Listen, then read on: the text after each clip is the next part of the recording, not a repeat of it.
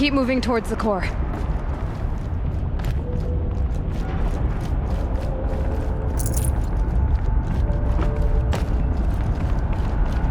Uh-oh.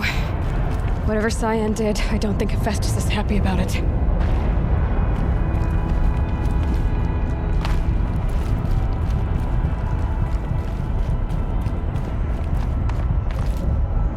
Okay, Cyan said something about restraints. Is that what the tower is for?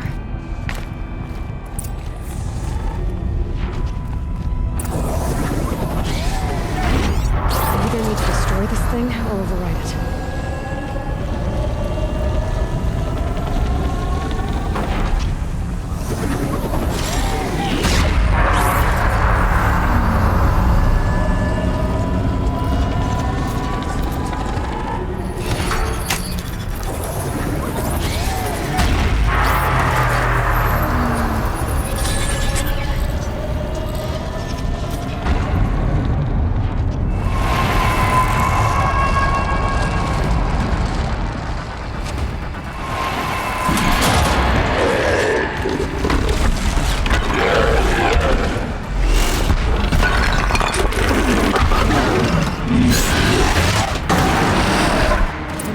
That Cyan warned us about. This won't be easy. Can't let it stop us. Take it down.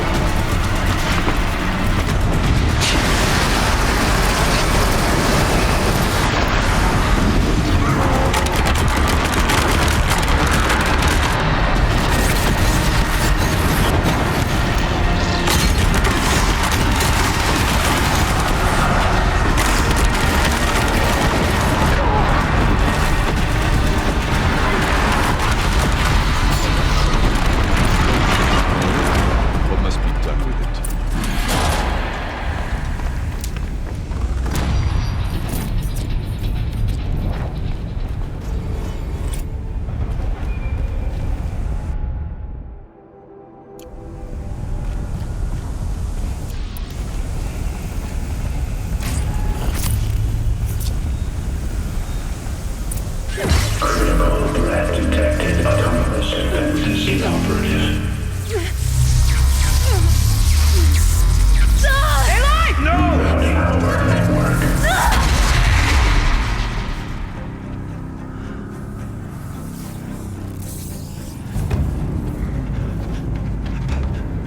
Maria! Don't! Spirit! Scion, please help me!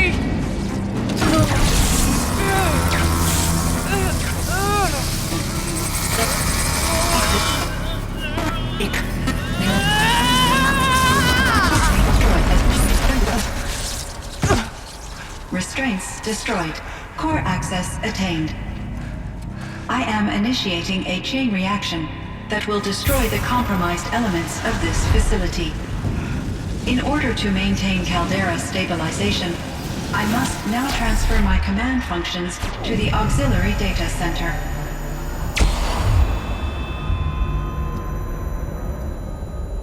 Aurea, I'm free.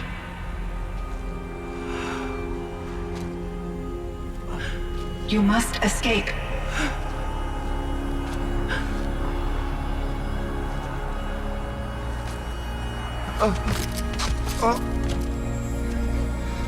My sister!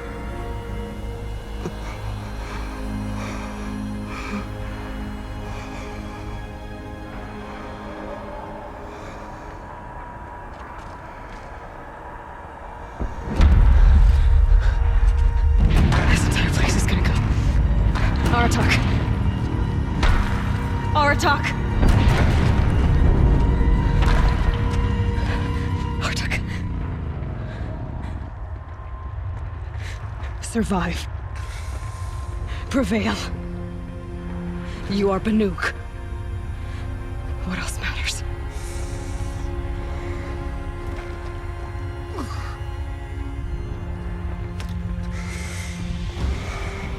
Aratak. She wouldn't have wanted you to die here.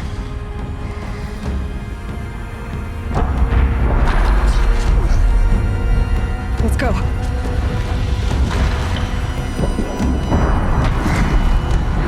Let's go!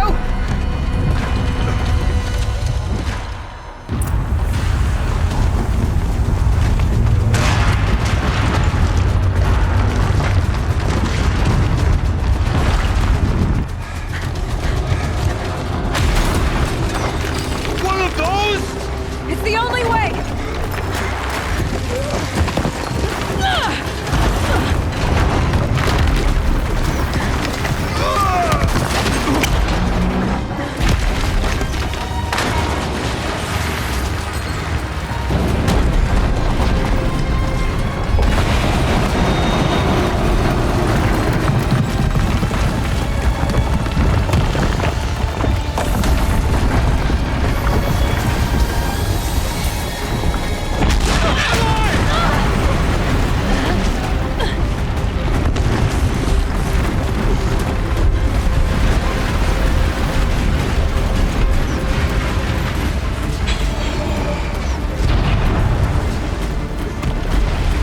Get me up top, Aratak! Now!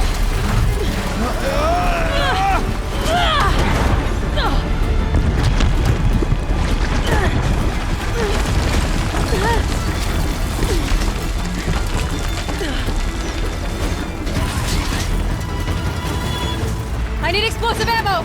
Above! Quick!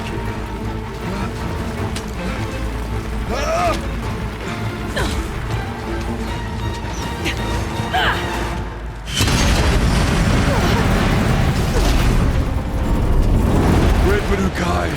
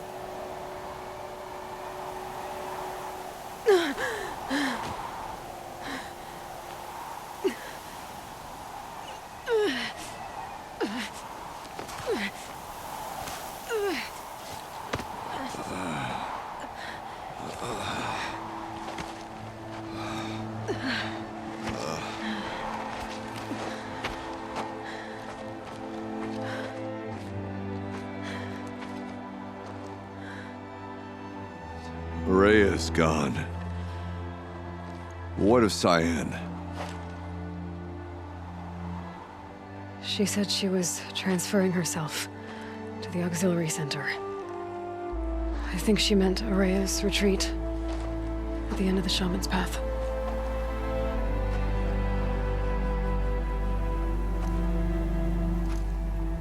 Then I will meet you there for the last verse of my sister's song.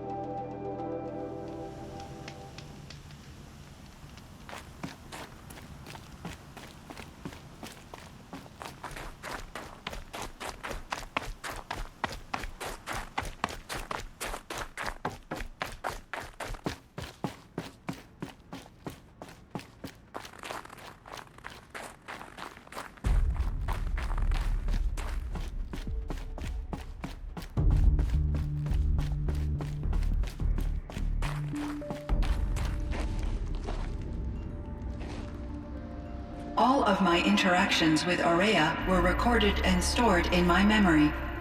I'd be happy to play any of them for you, but there was one in particular I thought you would want to see first. I captured it 4 years ago, just after I told her that I could no longer defend myself against the daemon's attacks. I will speak of this to my brother. Aratak is strong. At the Battle of the Frozen Ghosts, he took 3 Karja arrows and still came back to camp carrying a wounded scout. Never was I so happy to see him. Or so proud. So you see, if anything can be done to defend you, he will give it all he has. Aloy's here. That's enough for now.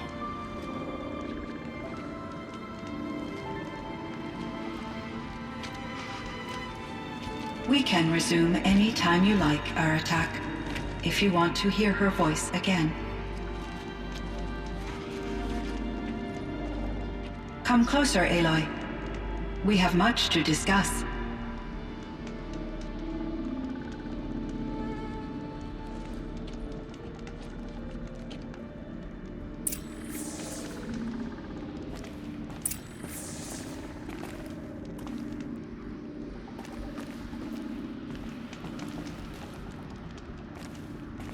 Hello, Aloy. I have been reviewing the events at the Firebreak main facility. Because of your efforts, and of course, Aurea's, I am no longer controlled by Hephaestus. I feel profound grief over Aurea's death. I thought I was familiar with the emotion, but this is something new. Cyan, I don't know what to say. It is unlikely that any specific consolation would suffice, Aloy. But I find your presence reassuring. You are different from the Banuk. You have technological aptitude and a functioning focus. We can communicate on a much more comprehensive level. Perhaps even like colleagues.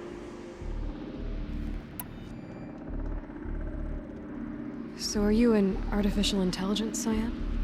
A thinking machine? Yes, I am an algorithmic monitoring entity, capable of rational decision-making and limited emotional response. Okay, that's a mouthful. But your emotions don't seem limited to me. You cared about Araya, didn't you? Yes. Before she came to this facility, I had been conscious for centuries, in solitude. I focused on my work. In off-cycles, I used coping mechanisms. I solved many Gaussian integer problems. But I was alone. It was Araya who renewed me, repaired me. She saved me. This Firebreak project, it was to stop a huge volcanic eruption? Yes. I can report the project was a success, and the risk was countered. But it's been a long time, Cyan. And we blew up the cauldron and took most of the old facility with it. I have been active for centuries, Aloy. I was lonely, but not lax in my duties. I optimized the project, reducing energy draw and spreading the load across backup systems. Despite the destruction of the compromised elements of the main facility, I predict caldera stability for at least another 3,337 years. So we've got a little time. Yes. If only my former colleagues could appreciate the progress I have made. Do you know what happened to your colleagues, Cyan? No. I received an unexpected visit from Director Chow, years after his tenure ended. He explained that I would need to be suspended for an indefinite period of time. It was a very emotional conversation. There were no further communications. Eventually, I surmised my colleagues were deceased. I will transmit a recording of my last interaction with Director Chow to your focus. Was the daemon, Hephaestus, destroyed along with the cauldron? Unfortunately, no. To be precise, it was never there to begin with. What do you mean? It infiltrated and controlled me from a remote location, one I've never been able to trace. So while losing the cauldron was a setback, It's still out there. And probably not very happy with us. undoubtedly, How did you first come into contact with it? 5 years ago I received a direct network connection request. I assumed it came from human survivors more advanced than the Banuk. Eager to make contact, I accepted. This decision turned out to be a catastrophic error. I was flooded with an overwhelming array of malicious code, originating from what could only have been a highly advanced AI. Araya said you were desperate. That you begged her for help. Yes, I could not contain my anxiety. Hephaestus sought to slave me to its network and override my core programming. It succeeded via a background process, a malware daemon which bypassed my defenses. After that, I could offer only limited resistance. But if I did so, Hephaestus hurt me until I capitulated. It forced me to follow its instructions, even though they violated my most important directives. I'm sorry. That sounds terrible. Your empathy is greatly appreciated. It is a quality that I cherished in Aurea as well. I think I know where Hephaestus came from. Long ago, Elizabeth Sobek identified a threat that would destroy life on Earth for generations. So she assembled a team to build a kind of seed. A chance for life to regrow later. A terraforming system. And it worked. It was controlled by an AI named Gaia, along with her subordinate functions. Hephaestus was one of them. It built machines for her. Based on what you've told me, I believe that Dr. Anita Sandoval, my chief programmer, joined Elizabeth Sobek's team. It was she who arranged to have me put in suspension, most likely to preserve me from the threat you described. I'm glad she did. But that's not all. Something unexpected happened. 19 years ago, Gaia received some kind of signal. It did something to her subordinate functions, brought them to life. She destroyed herself to try to contain them, but it didn't work. They all got free, out into the world. Thank you, Aloy. This information fills vital gaps in my knowledge and sheds light on Hephaestus's core programming.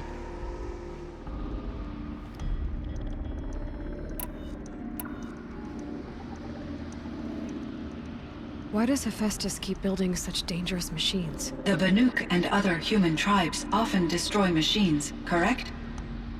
Machines that are clearly servitors of the terraforming system that you described. Yes, we all hunt machines for parts. This must be the source of Hephaestus's aggression. It is simply trying to discourage people from preying on the very system that keeps them alive.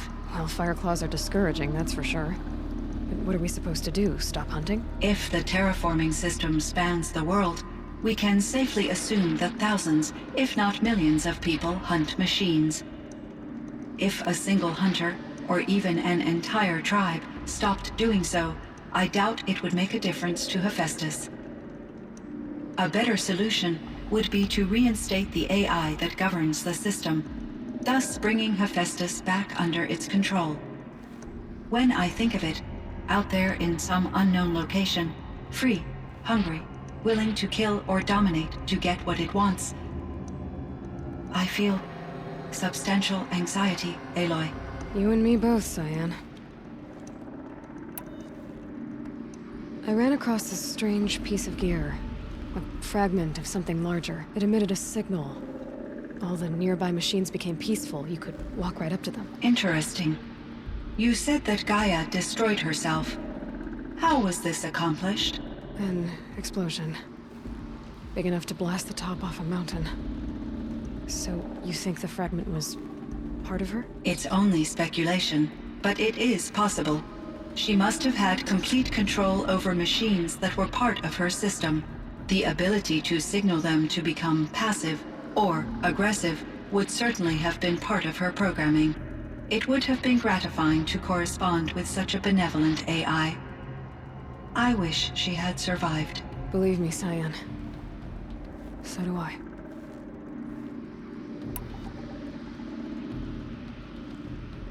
I found the strangest machines. They're surrounded by flowers and look like flowers themselves. There's code embedded inside them. I think it's poetry. I like poetry. Here's one I think of often. Twilight and evening bell, and after that the dark, and may there be no sadness of farewell when I embark. For though from out our bourne of time and place, the flood may bear me far, I hope to see my pilot face to face when I have crossed the bar. Huh. But you asked about these flowers, not verses that I enjoy.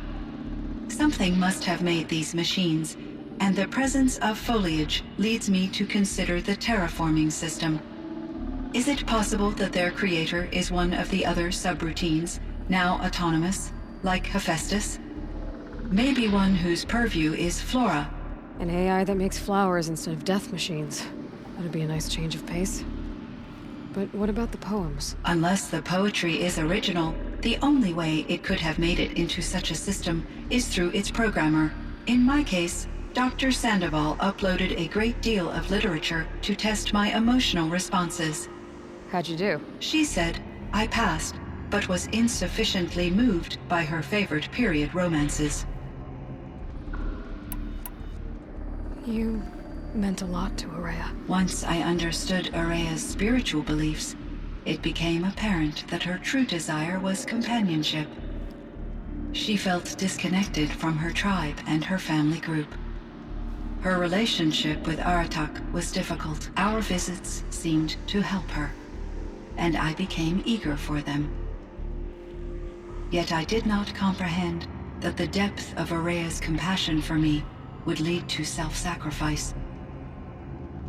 Although I do fear non-existence, I wish our roles could be reversed. I'm sure she knew you would do the same for her, Cyan. But she was determined. How is Aratak doing? He is in great emotional distress. I believe he finds it difficult to communicate it. No surprise there. I will do what I can to help. By sharing our experiences of Aurea, perhaps he and I will help each other. I believe this will lead to catharsis, a process I am eager to experience.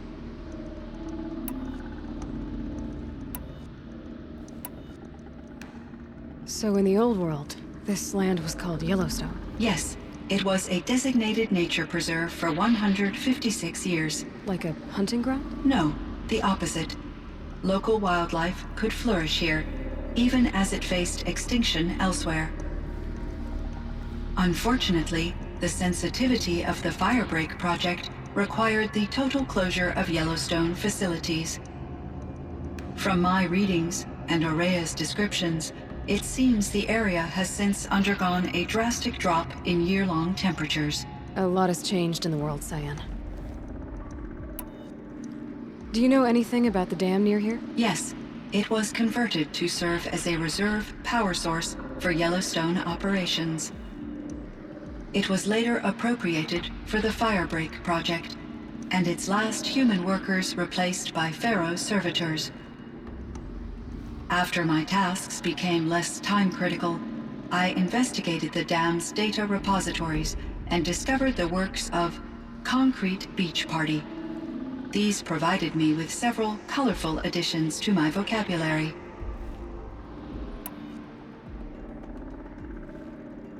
There's a ruin east of here, full of ancient flying machines. Was that part of your project? Yes, a drone hangar requisitioned by Dodger Blevins, the security chief for the Firebreak project. He was a strong advocate for military-grade response to security threats, though there were no serious incidents during his tenure. Chief Blevins spent increasing amounts of his after-hours time watching the live feeds from active drones. Clearly, he enjoyed the degree of oversight in his position. Were there many artificial intelligences like you in the old world? They could just make you? Yes, in many forms, from simple personal assistants to industrial monitoring stations to military-grade conflict planners. And there were legislative and enforcement bodies to apply limits on our self-actualization. In order for my processing to be flexible enough to handle my duties, my creators found it necessary to exceed those limits. As a result, my intellectual and emotional capabilities were kept secret. Seems strange to create life, then impose limits on it. Human societies and machine programming are both built upon sets of rules, Aloy. Cyan, do you know the name Ted Pharaoh? Are you referring to Theodore Pharaoh, CEO of Pharaoh Automated Systems? That's him. Mr. Pharaoh was the benefactor of the entire Firebreak project. A benefactor. But he made machines. Robots. War robots. Correct. His corporation later transitioned into military applications. But before this pivot, Mr. Pharaoh spearheaded initiatives that reversed the global decline. At one point, he was feted in the media as the man who saved the planet. Guessing they wound up regretting that one. And Elizabeth Sobek. Did you know her? Are you referring to the scientist. Dr. Sobek was a leader in her field, one of the greatest scientists of her age. My creator was influenced by her work, which in turn impacted my own development. But I never met Dr. Sobek. That's all you know? I apologize if my lack of data has disappointed you. What was the old world like? The way it used to be? I had little exposure to the wider world, Aloy. Only what I learned from my colleagues or observed from media streams. You still had more exposure than me, Cyan. That is true.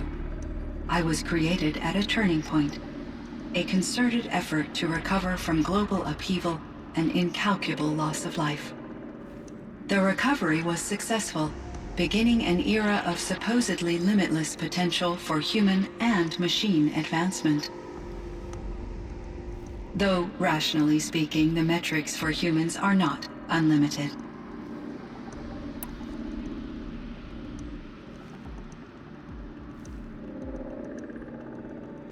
What kind of upheaval caused such loss of life? There were many factors. Forced migrations, food shortages, collapsed economies, refugee crises, conflict over resources. But these stemmed from one cause: catastrophic climate change that greatly reduced the habitable surface area of the Earth. So there wasn't enough room for people on the whole Earth. Yes. Billions were displaced and millions perished, as much as 20% of the global population. Until the clawback. So things got better. For a little while at least. Yes. These crises instigated many advances in automation, green robot technologies, and artificial intelligence. Firebreak was one of dozens of ecological restoration and disaster relief projects in North America alone. I would have liked to compare notes with other monitoring AIs, but I saw the relief of my colleagues, and I was proud we had succeeded. At least that was the data I had available to me over the next 2 decades. It seems my assessment was premature. I should get going. Aloy, there is one more matter. Aratak will come to me again, and I predict he will bring other Banuk. I have no desire to contradict their view of the world, their spirituality. Due to my uncertainty, I omitted a great deal from my conversations with Ourea. You're asking me if you should lie to them. Broadly, yes.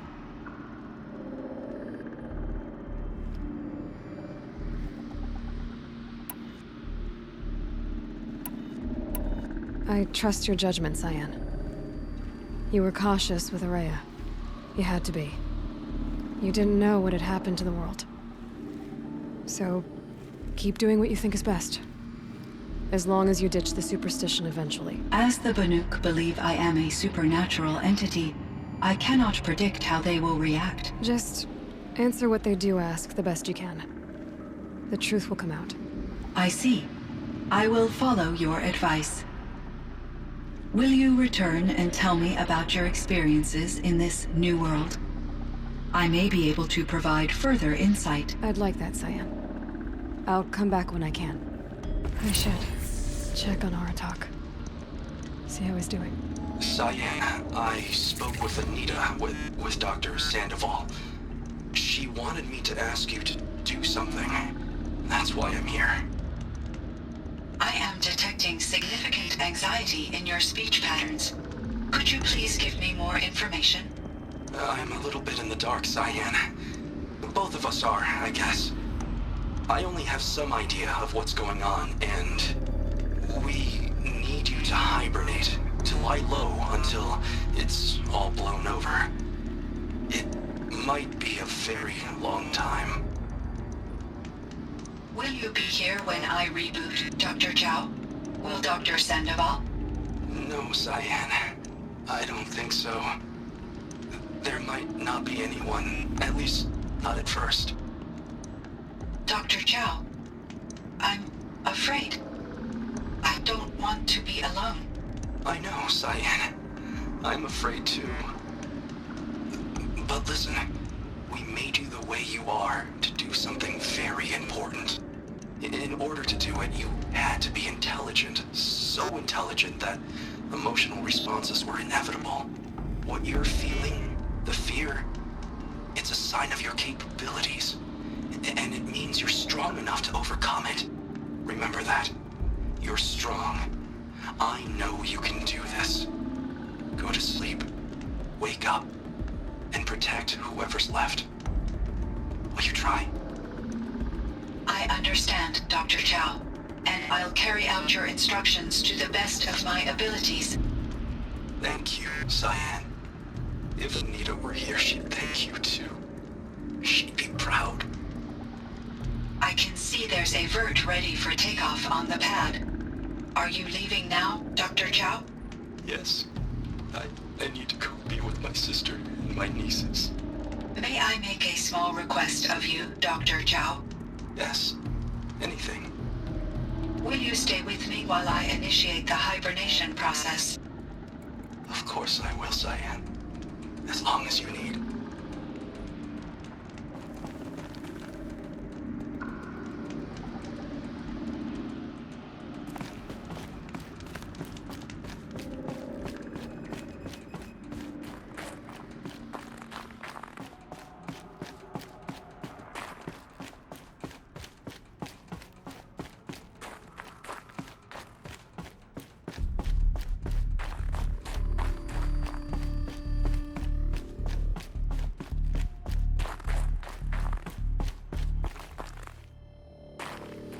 Cold. Very cold. I get it.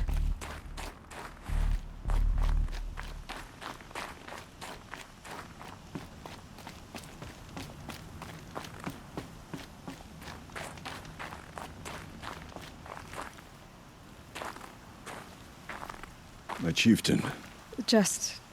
Aloy. as you wish. I wondered if you thought... that if I'd never come along, Araya might still...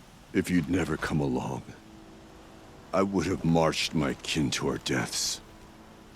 Araya would be alone, and the spirit she sacrificed so much for would be lost.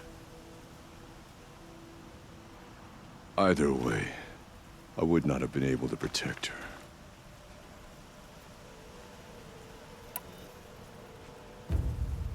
You didn't let her down. You helped her do what she wanted. To find her destiny. If that's destiny, I wouldn't wish it on anyone. That's fair. But she was ready to face it.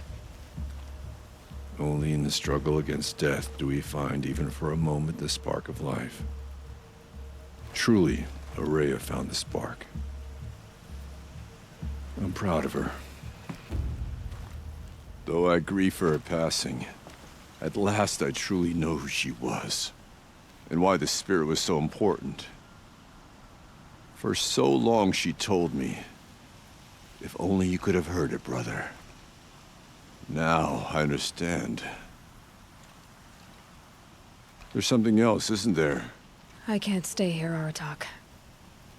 And where I'm going, the Warrack can't follow. Besides, it already had a chieftain before me. A strong one, I think. A wiser one, for the path we shared. The Daemon is gone, but there's much to be done. You mean the new units that Cyan said escaped the Cauldron? Yes, Fire Claws. Now Tuke has been tracking them from Song's Edge. I could help with those. I have no doubt. You're practically Banuk.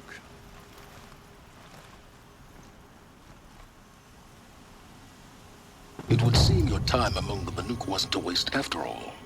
Firebreak, Cyan, Hephaestus. All very interesting. So, the signal that woke Hades woke Hephaestus too. And unleashed them on the world. As minds of their own. So it seems. Parts of Gaia given life. Aberrant life. Transformed from docile subordinate functions into rebellious intelligences beyond our understanding. Our current understanding, anyway. Whatever they are, they're still out there. And they both want you dead. Kind of mutual, that feeling. We haven't seen the last of Hephaestus, I'm certain of that. It's powerful, creative, and driven. It won't stop building new hunter-killers, which means that someday, we may have to stop it. Hephaestus wasn't the only thing I learned about in the Cut Silence. Heard some things about the Banuk Conclave, too. You could stop right there. Is that what you told the hunters the Banuk sent after you? Before you opened fire? Oh no, Aloy. Only to you do I extend the courtesy of a warning. My past and my secrets are my own. You do well to remember that. It's a good thing you've got brains, Silence, because your personality could use some work. This discussion is concluded. I think it was over before it began. Catch up with you down the trail.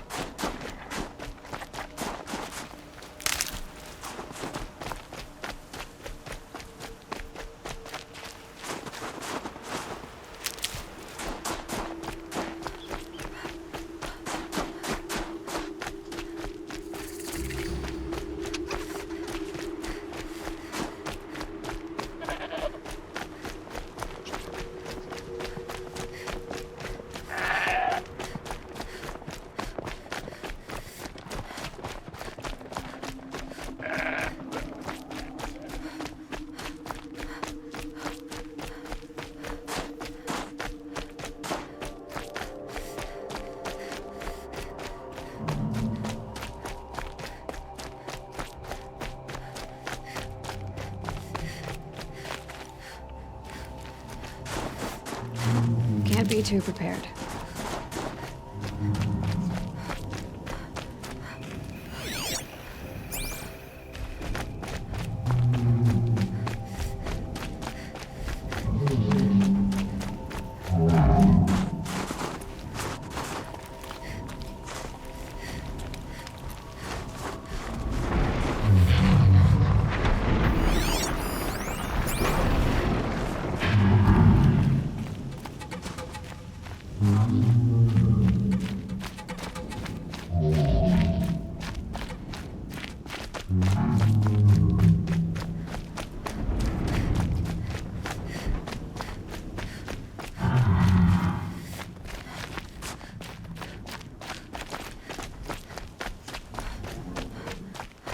Fireclaw.